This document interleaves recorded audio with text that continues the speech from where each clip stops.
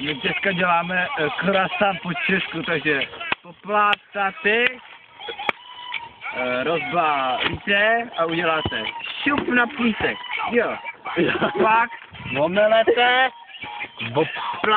ježišmarja, počkej, poplácnete, poplácáte, záváte píseček, takhle, teď ochutná,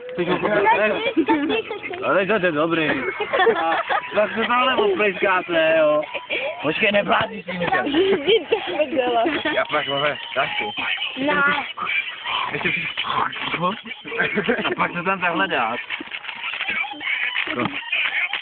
To voní. Tak to takhle, pak takhle jako mačka. No si dát. Já. Tak si vem. Počkej, jo.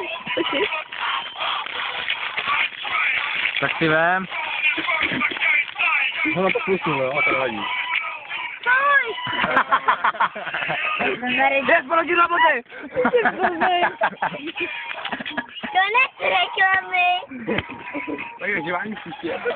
To je. Jestli to sám. Jo, Oh yeah.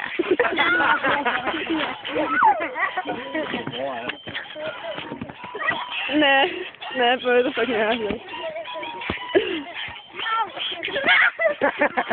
Brze. A vidíte, jak to pomáhá. Tak to uvažil. To bylo tak moc dobrý.